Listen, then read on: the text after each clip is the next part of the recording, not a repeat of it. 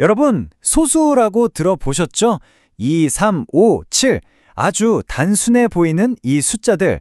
사실 이 안에 우리 현대 사회를 떠받치는 정말 어마어마한 비밀이 숨어 있다면 믿으시겠어요? 오늘 그 비밀 코드를 함께 풀어보겠습니다. 우리가 매일같이 하는 거 있잖아요. 친구한테 메시지 보내고 인터넷으로 쇼핑하고. 근데 혹시 이런 생각 해보신 적 있으세요? 내 소중한 정보들이 대체 어떻게 안전하게 지켜지고 있는 걸까? 하고 말이죠. 보통은 엄청 복잡한 최신 기술을 떠올리실 텐데요. 놀랍게도 정답은 그게 아닙니다. 그 해답은 세상에서 가장 오래된 숫자들, 바로 그 안에 숨어 있어요. 자, 그럼 첫 번째 장부터 열어볼까요? 이름하여 깨지지 않는 디지털 자물쇠. 우리의 온라인 사생활이 이 암호화과 어떻게 연결되는지 지금부터 시작합니다. 그러니까 우리가 온라인에서 하는 모든 보안 거래는요, 사실 보이지 않는 아주 강력한 디지털 자물쇠로 꽁꽁 잠겨 있는 거예요. 이 기술을 우리가 암호화라고 부르는 거고요. 그리고 바로 이 기술을 연구하는 학문이 암호학입니다. 이건 아주 옛날부터 있었어요. 중요한 편지를 적군이 못 보게 하려고 막 암호를 만들고 풀고 했잖아요. 바로 그 기술이죠. 자, 그럼 이 강력한 디지털 자물쇠를 여는 열쇠는 대체 뭘까요? 네, 바로 오늘의 주인공, 두 번째 이야기의 주제인 소수입니다. 소수가 뭐냐고요? 정말 간단해요. 1보다 큰 숫자 중에서요, 1하고 자기 자신으로만 나눌 수 있는 수, 딱 그걸 말하는 겁니다.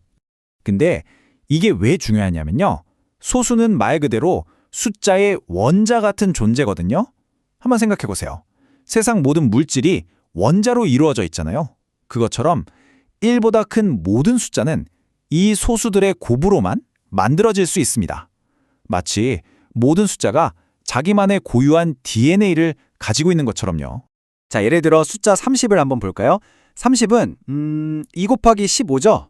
그리고 15는 다시 3 곱하기 5로 쪼갤 수 있고요. 그럼 결국 30은 2, 3, 5, 이 세 소수의 곱으로 이루어진 거죠. 이 2, 3, 5라는 조합은 오직 30만이 가질 수 있는 뭐랄까 일종의 주민등록증 같은 거예요. 자, 이제 세 번째 이야기로 넘어가 볼게요. 여기서부터가 정말 재밌어지는데요. 바로 소수가 가진 가장 큰 미스터리, 혼돈 속의 패턴에 대한 이야기입니다. 수백 년 동안 말이죠. 수학자들은 소수가 아무런 규칙도 없이 그냥 제멋대로 나타나는 숫자라고 생각했어요. 정말 예측이 불가능한 완전 혼돈 그 자체였던 거죠. 하지만 뭔가 이상했죠. 수학자들은 이 혼돈처럼 보이는 것 뒤에 분명 뭔가 어떤 심오한 질서가 숨어 있을 거라고 굳게 믿었습니다. 그러던 1963년이었어요. 수학자 스타니스라프 울람이라는 사람이 있었는데 학교에서 너무 지루했던 거예요. 그래서 그냥 끄적끄적 숫자를 나선형으로 그리고 있었죠. 그런데 정말 우연히 거기서 엄청난 걸 발견하게 됩니다. 바로 이 그림이에요. 보세요. 그냥 아무렇게나 흩어져 있는 줄 알았던 이 소수들이 숫자를 빙글빙글 나선형으로 배열했더니 어라? 갑자기 대각선으로 쫙 줄을 서는 거예요. 정말 혼돈 속에서 질서가 모습을 드러내는 그런 극적인 순간이었죠. 올람의 나선이 이런 눈에 보이는 패턴을 찾아냈다면 수학자들은 통계적인 패턴도 발견했어요. 바로 소수 정리라는 아주 강력한 도구인데요. 이게 뭐냐면 다음 소수가 뭐다 이렇게 딱 짚어주진 못해요. 하지만 이 숫자부터 저 숫자 사이에 소수가 대략 몇 개쯤 있다는 건 정말 무서울 정도로 정확하게 예측해냅니다. 예를 들어볼까요? 이 소수 정리를 딱 사용하면요. 100만보다 작은 소수는 대략 72,382개쯤 있을 거다. 이렇게 예측이 나와요. 근데 실제로 세어보면 거의 정확하게 이 숫자가 맞습니다. 와우, 정말 신기하지 않나요? 자, 그럼 이제 네 번째 이야기로 넘어가 보죠. 지금까지 우리가 살펴본 소수의 이런 신기한 특징들이 대체 어떻게 우리가 처음 이야기했던 그 암호와 연결되는 걸까요? 이제 그 연결고리를 찾아볼 시간입니다. 그러게요. 규칙이 없는 것 같으면서도 또 있는 것 같은 이 알쏭달쏭한 숫자들. 대체 이게 어떻게 인터넷 세상의 정보를 지키는 절대로 깨지지 않은 자물쇠가 될 수 있었을까요? 비밀은 바로 여기, 일방통행 같은 성질에 있습니다. 보세요.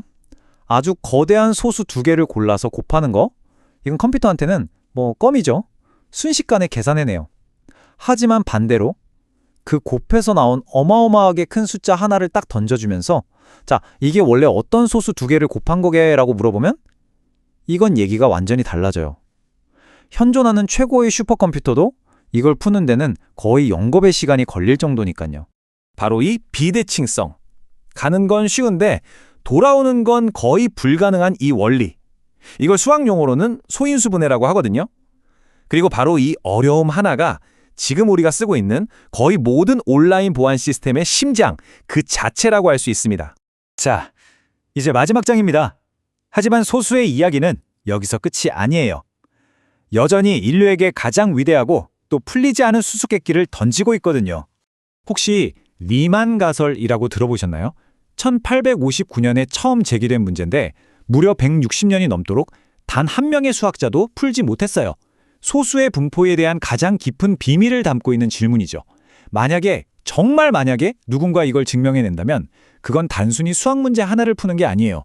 숫자의 세계, 아니 어쩌면 이 우주가 돌아가는 근본적인 원리에 대해 완전히 새로운 차원의 문을 열게 되는 겁니다. 결국 보세요. 가장 단순하고 가장 기본적인 숫자라고 생각했던 이 소수가 사실은 우리 디지털 사회를 지키는 방패이자 우주의 가장 깊은 비밀까지 품고 있었던 겁니다. 이 모든 이야기는 우리에게 이런 질문을 남기는 것 같아요.